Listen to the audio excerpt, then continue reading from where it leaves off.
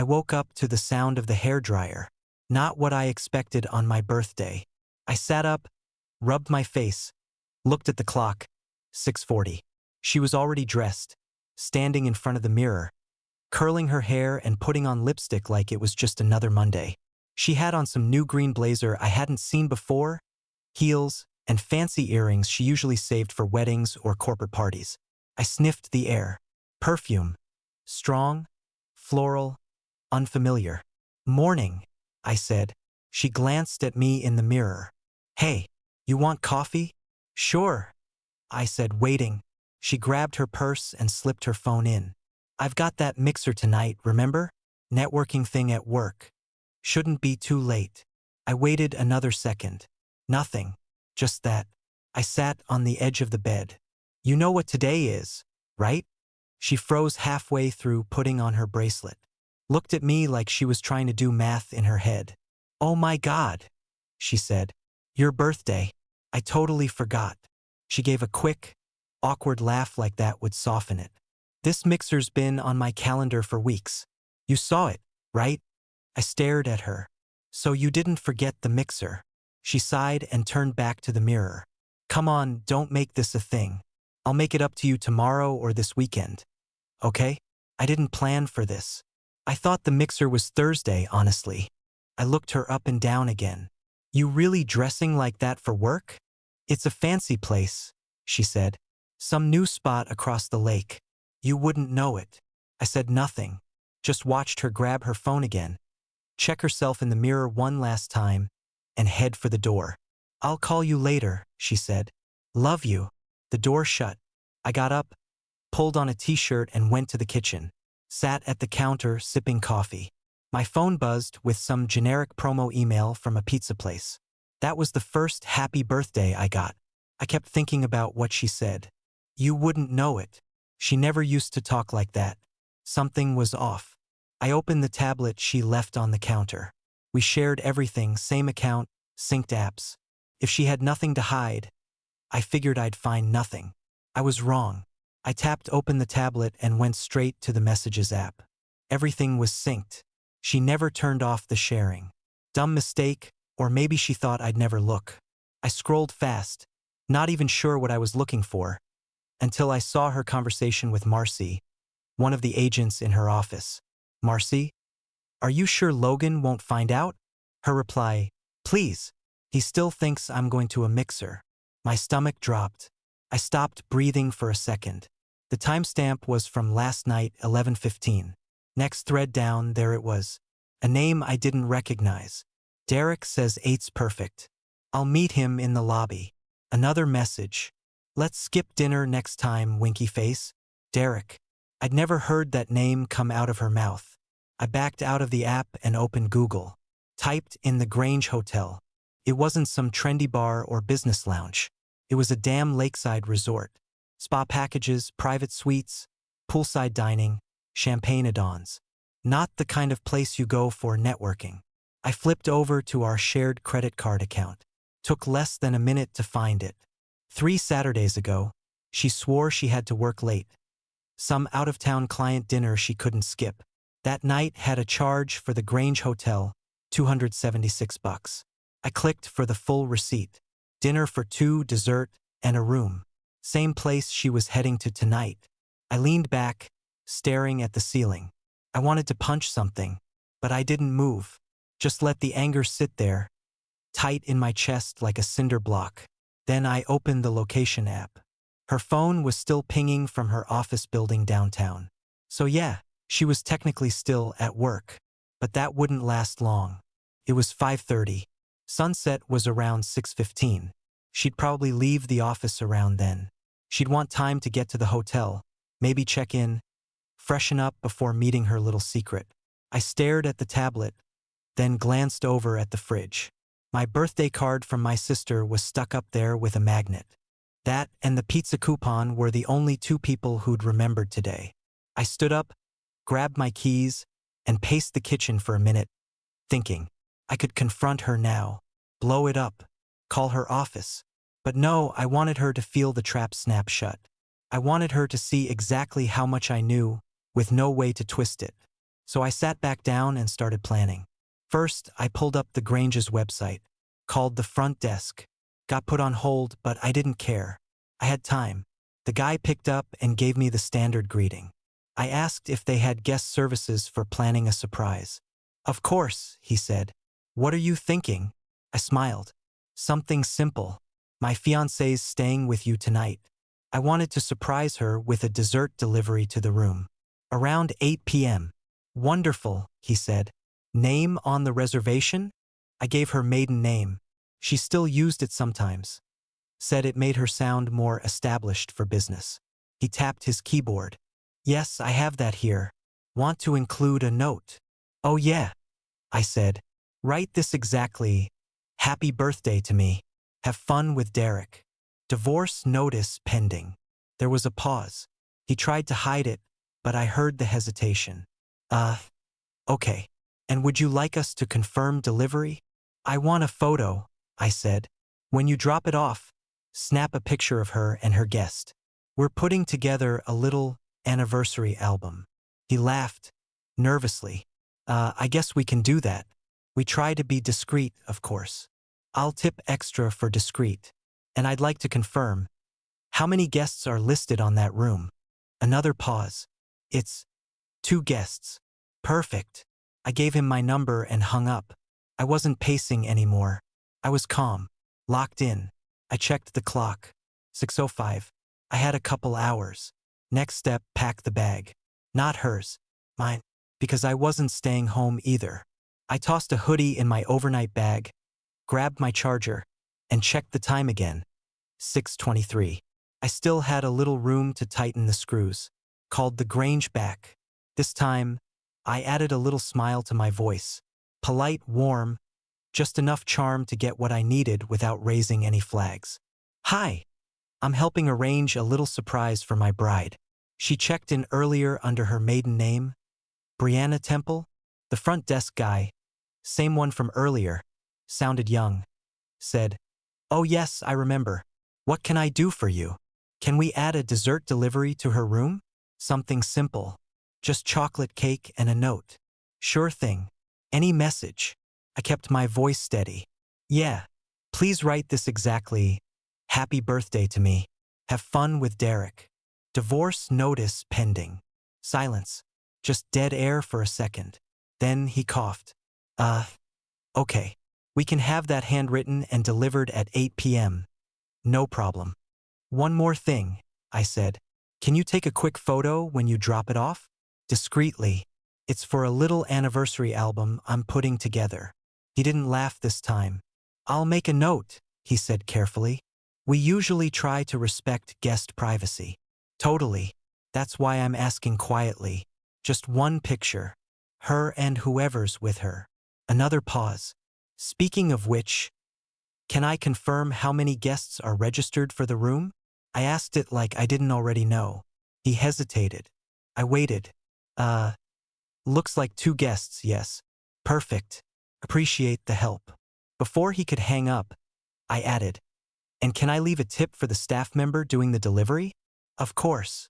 I gave him an extra $60 over the phone. Paid it with the same card she used for her previous visit. Let that irony hang in the air. Hung up and sat on the edge of the couch. Still wasn't angry. Not in the way people expect. There was no yelling in my head. No racing heart. Just this heavy quiet in my chest like everything finally made sense. She hadn't forgotten my birthday. She just didn't think I mattered enough for it to count.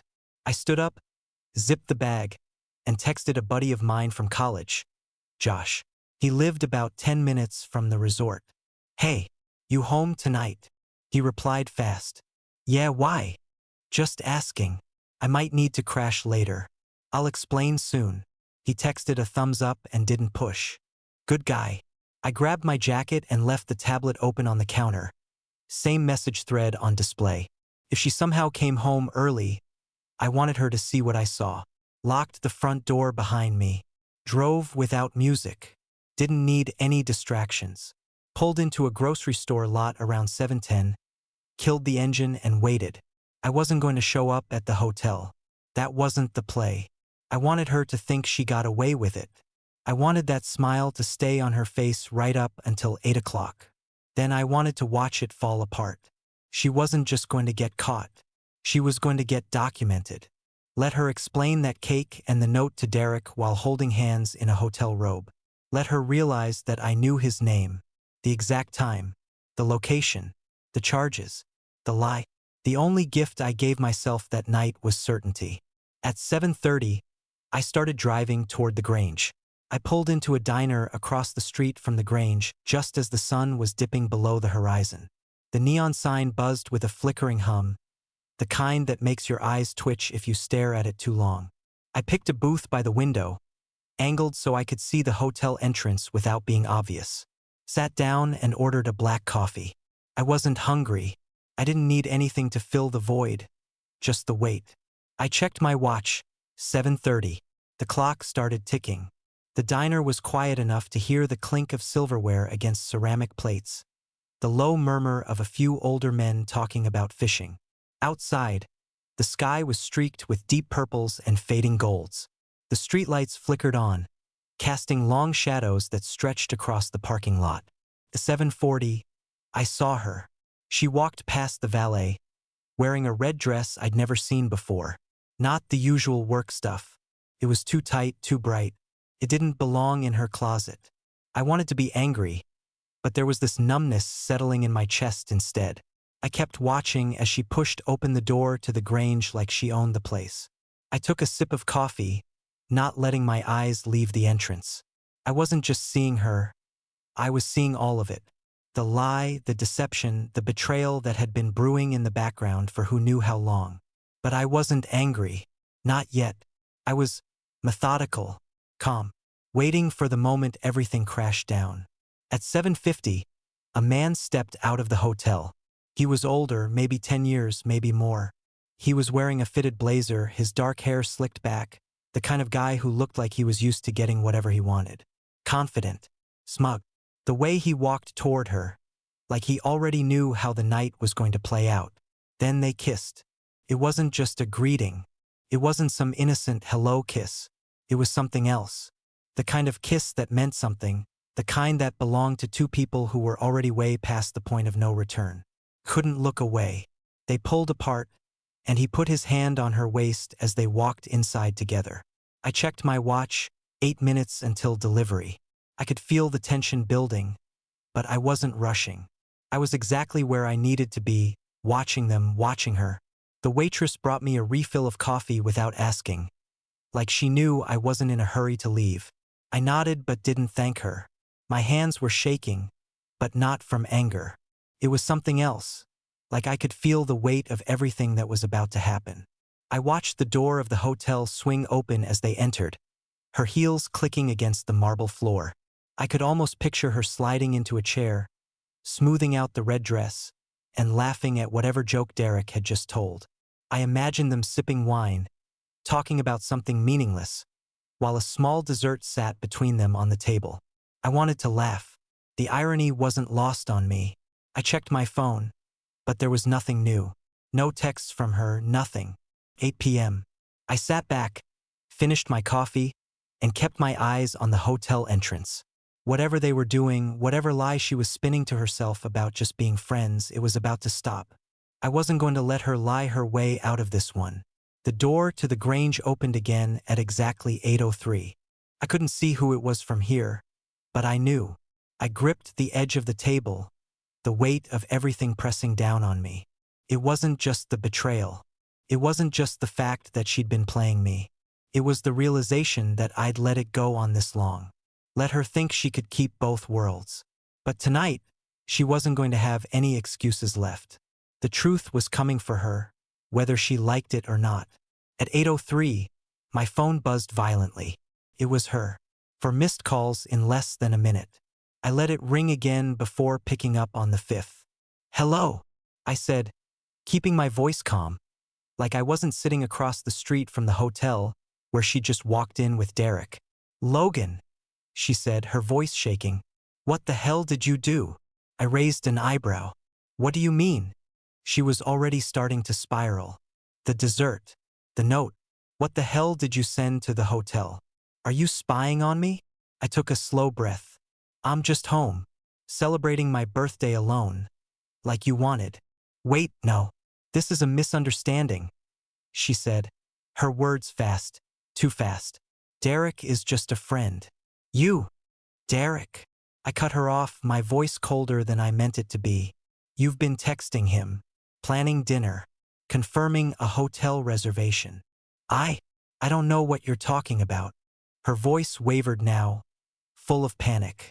Those were just jokes, okay? It wasn't what you think. Jokes? I leaned back in the booth, staring through the window at the hotel. I could almost hear her now, fumbling for the right lie. You know what? I saw you two kiss outside. It wasn't a joke. It wasn't some business mixer either. I saw you walk in with him. You can't talk your way out of this. She went quiet for a second. Then, this is an invasion of my privacy. You can't just go through my stuff. You've gone too far. I shook my head, annoyed by the accusation. Shared accounts, Bree. Everything's shared. The texts, the charges, the hotel reservation. I've got it all. I can't believe you're doing this. Her voice cracked.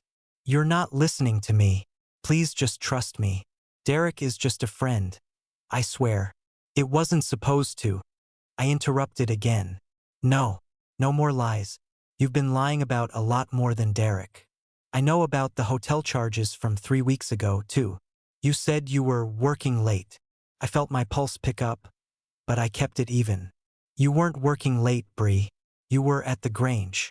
And don't act like I haven't noticed how you're dressing differently. How you've been acting differently. She didn't say anything for a moment. The silence between us was thick. I could practically hear her brain spinning, trying to come up with something, anything, to make it go away. Finally, she spoke, desperation creeping in. I'll come home. We can talk about this. I'll explain everything. I could feel the heat in my chest. But I didn't give in. Not this time. No. I changed the locks. I said, each word deliberate. They'll be rekeyed by sunrise. So you can come by, but there won't be anything for you to come back to. I'm done. There was a long pause. I heard her breathing, ragged now. Maybe it was sinking in. Logan, please, she said, her voice small now, pleading. Don't do this. I'm sorry. I made a mistake, but we can fix this. Okay? Just let me come home. No, Bree, I said firmly. You don't get to fix this. Not this time. I've been watching you break it for months. Now I'm done. She went silent, and I knew she was scrambling to find the words that might make me reconsider. But I wasn't going to. Not after everything I'd seen, everything I'd read, everything I'd watched unfold tonight. I'm sorry. I didn't think it was. She trailed off, unsure now. Sorry doesn't cut it, I said, already bored with the act. This is bigger than you're sorry. It's over. I heard her start to say something, but I didn't wait around to hear it. I hung up. I didn't feel the weight I expected. Didn't feel a rush of anger or relief. I just felt nothing. The same emptiness that had settled in earlier today. It was like I'd already moved on, even though it was still happening. I looked out the window at the Grange again, wondering how much longer she'd stay in that hotel. How much longer she'd pretend. Around midnight, I heard a knock. Not a loud one, just a soft tap at first, like she was unsure if I was even there. It wasn't a polite knock, though. It was the kind of knock that tries to get your attention without making a scene. I didn't move right away. I wasn't surprised. I'd known this was coming, just hadn't expected it this soon. Another knock, a little louder this time. Then came the sound of her voice, muffled through the door. Logan, please.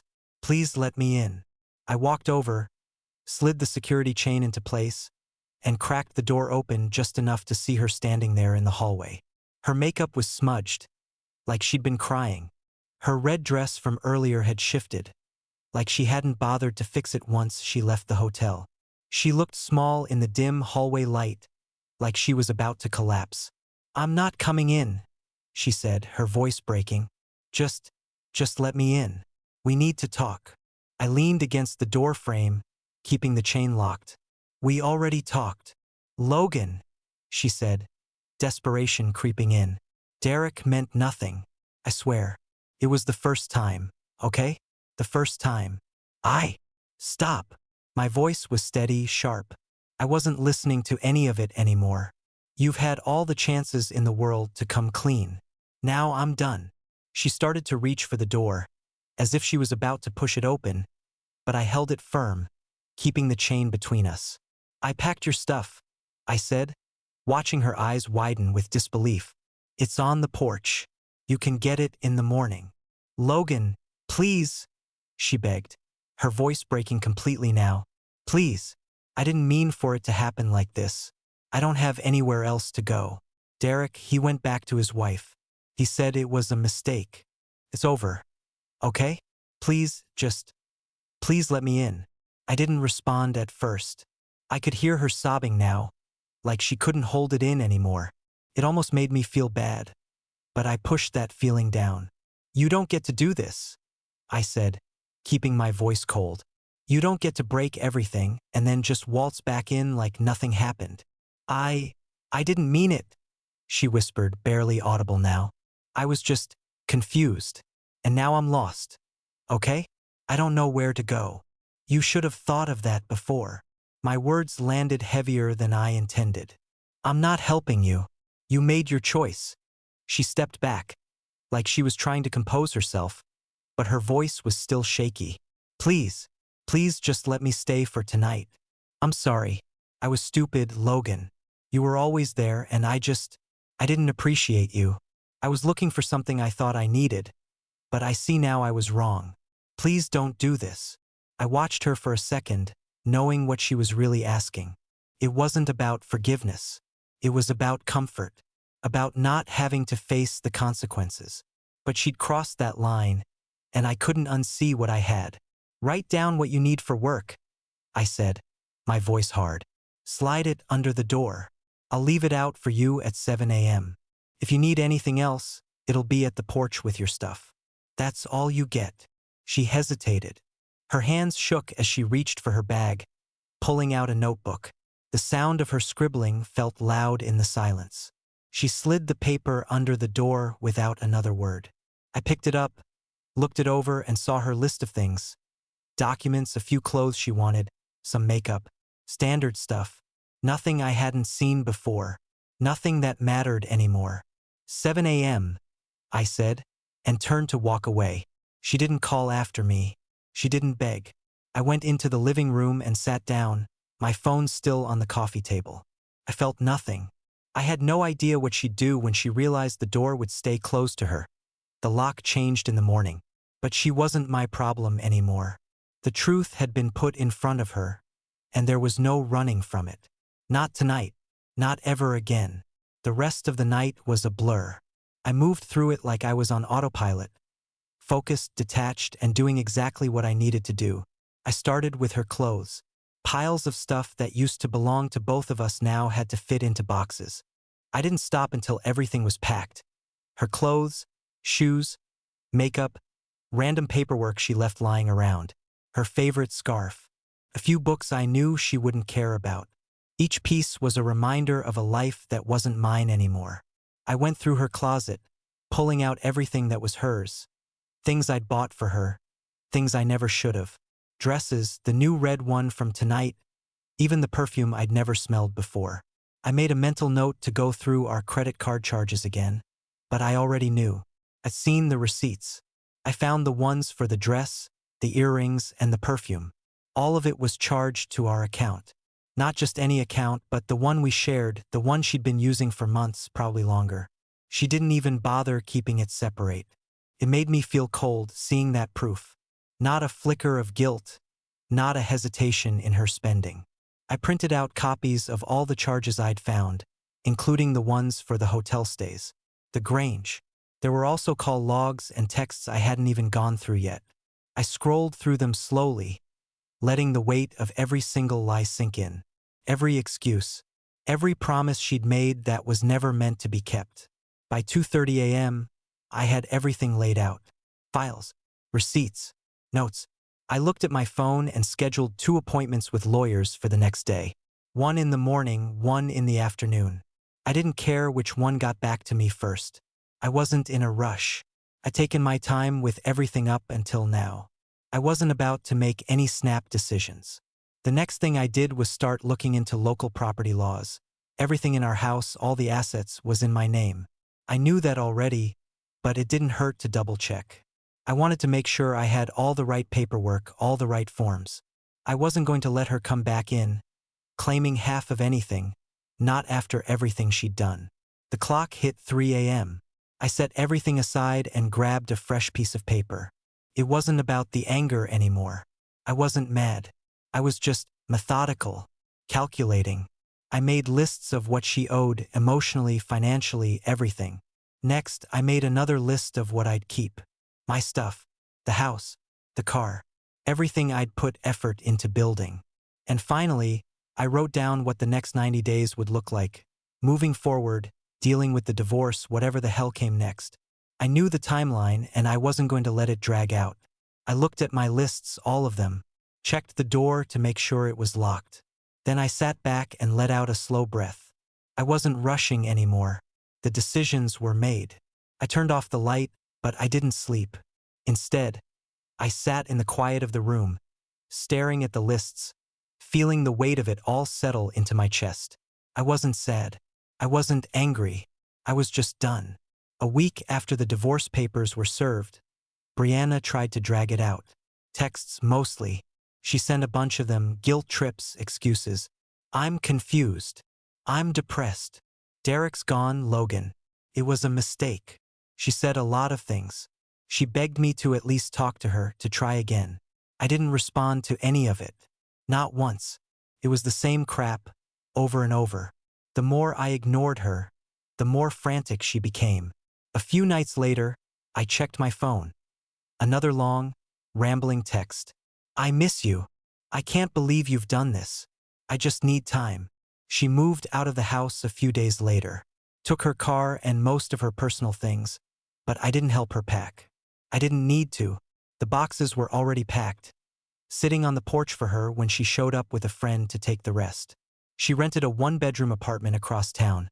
Somewhere cheap, not far from a strip of rundown shops and takeout joints. I drove by once, just to see where she'd landed. The place looked exactly like I thought it would. Small, plain, nothing like the life she'd gotten used to living with me. The court date came and went. It was quick, no drama. My lawyer did all the talking, and I barely had to lift a finger. The judge ruled in my favor. Brianna kept her car and a few of her personal items, and that was it. Everything else was mine. No debate, no back and forth. I wasn't looking for revenge. I just wanted everything settled, neatly packed up and done with. Could have asked for more. I could have fought harder, dragged it out for another few months. But I wasn't angry anymore. I wasn't bitter. I was just finished. The divorce wasn't the end of the world for me. It was just the end of a chapter. She'd made her choices. I'd made mine. The weight had lifted. Friends started calling me, checking in. They said I was cold. You don't seem like yourself, man. You need to get out more. Some of them told me I needed closure, that I should talk to her. Maybe see if we could still be friends. I listened to all of it, but I didn't take any of it seriously. I started going out more. Reconnected with some old friends I hadn't seen in years. We went to bars, grabbed dinner, had real conversations again. No pretending, no masks. The quiet felt good. It was better than all the noise I'd been living with before. I wasn't trying to fill a void anymore. I was just breathing, just existing. And it felt better than I ever could have imagined. 6 months later, I found myself back at the same diner near the Grange. I was sitting in the same booth by the window just like before, but now it felt different. Everything felt different. The air, the seat under me, the chipped mug in front of me. It all felt real, felt like mine. I took a sip of my coffee and thought back. It was hard to remember what it was like back then. What it was like when I couldn't even breathe without feeling the weight of the betrayal on my chest. Now, the air didn't feel so thick. It wasn't suffocating anymore. I'd moved on. In more ways than one. New job title. Better hours. The house, my house, had been redone, new furniture, fresh coat of paint. The kind of place you didn't just sleep in, but lived in. And it felt like it belonged to me, like it always should have. I didn't feel like I was waiting for someone else to decide what was next. I was the one making the decisions now. A few dates here and there. Nothing serious. I didn't want serious. I wasn't looking for a replacement or a distraction. I just wanted to feel normal again.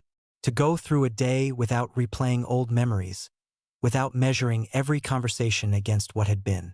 It wasn't about her anymore. It was about getting my life back. That's when I got the invitation. The local support group for men going through breakups had reached out. They'd heard about my story, about how I'd handled the divorce, and they asked if I'd speak at their next meeting. First, I wasn't sure. I wasn't a counselor, I didn't have the answers. But I figured, what the hell? Maybe someone needed to hear it. I showed up that night, sat in a circle with a group of guys who all looked just as lost as I had months before. They were still in the thick of it. Some angry, some quiet, a few teary-eyed. I could see myself in all of them. The hurt was still fresh, still raw. I started telling my story, not with the bitterness or the anger I thought would come with it. I just spoke. When it was my turn to finish, I looked around the room, eyes meeting a few of theirs, and I said, the affair, the lies, the whole damn thing, that wasn't the tragedy. I paused, letting the words sink in. The tragedy, I said slowly, was the clarity. The moment I realized I didn't know my loyalty to someone who treats me like an option. That was the turning point, when I could finally breathe again. There was a silence after that. Some heads nodded. A few guys shifted in their seats, like they were trying to let it land. But for me, it felt like the first time I really understood what had happened. The betrayal had been part of it, sure, but the real lesson was what came after. The clarity. The decision to stop letting someone else's actions dictate my worth. That night, I left the meeting feeling lighter, even though I wasn't sure how it would land for anyone else. But I knew one thing, I was done being anyone's option. I was my own priority now. It was my 36th birthday. I cooked myself a steak, nothing fancy, just enough to fill the void. Salt, pepper, a bit of garlic. I didn't need a party or a cake. I sat out on the porch with a beer in hand, the sun dipping low, painting the sky in oranges and purples. The warm evening air felt good, like it was finally catching up to me. I thought about where I'd been exactly 1 year ago. The heartbreak, the lies, the rage. It all felt like another life now, like a version of me that had lived through someone else's choices. Everything felt distant, like the echoes of a dream fading as you wake up. I didn't recognize that guy anymore, the one who couldn't see past the pain, the one who thought he was supposed to fix things. No texts from her. No happy birthday or last-ditch apologies. It didn't surprise me, but it still felt oddly peaceful. There was nothing pulling at me anymore. No unanswered questions. No doubts. I looked around the place. My place. Felt like me now, every part of it. The new furniture, the fresh paint, the small touches that made it mine, not ours. I had stopped making excuses for her. Stopped telling myself I could fix her. I'd stopped believing I wasn't enough. I'd started respecting myself, and for the first time in a long while, I felt solid in that respect. I raised my bottle to the empty chair across from me, where she would have sat once. I didn't feel angry. I didn't feel sad. I just felt finished.